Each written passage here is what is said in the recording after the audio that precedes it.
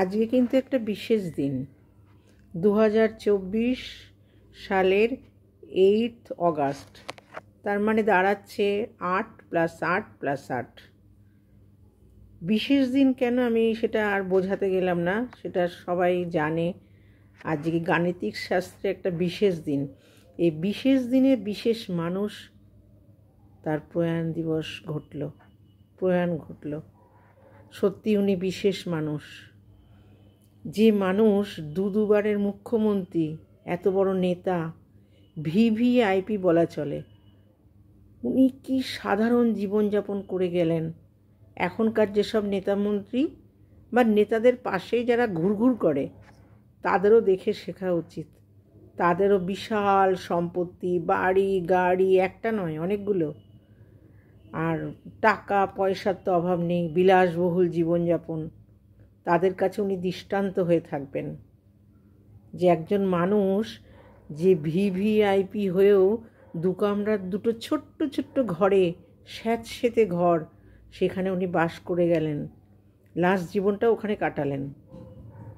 আমি নিজে ব্যক্তিগতভাবে আমার দেখার সৌভাগ্য হয়েছিল ওনার বাড়ি, একবার না বেশ কয়েকবার, কারণ কাছেই আমার রিলেটিভের বাড়ি ছিল।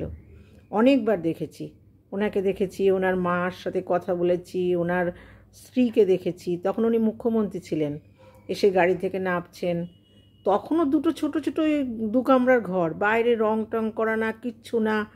আমরা তখন দেখে ভাবতাম এই বাড়িটাতেই মুখ্যমন্ত্রী বুদ্ধদেব ভট্টাচার্য থাকেন, অবাক হয়ে যেতাম। আজকে টিভিতে ছবি দেখে দেখলাম হ্যাঁ, ওই বাড়ি থেকেই মৃতদেহ বেরালো।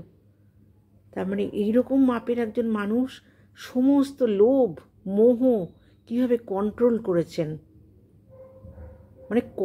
করেছেন, কীভাবে ভাবা যায়।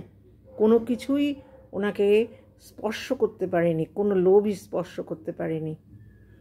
উনি যেখানেই থাকুন শান্তিতে থাকুন, ভালো থাকুন, এরকম একজন বিশিষ্ট মানুষ, মহান মানুষ, উনি ভালো থাকুন এটাই কামনা করি। আর আমার সহস্র সহস্র প্রণাম ওনার প্রতি থাকলো, সশ্রদ্ধ প্রণাম থাকলো। উনি এমনই মহান, উনি মৃত্যুর পরেও নিজের দেহটাকে দান করে গেছেন। এরকম একজন মহান পুরুষ এখনকার রাজনৈতিক নেতা, ছুটকো ছাটকা দালাল, এদের কাছে দৃষ্টান্তমূলক হয়ে থাক।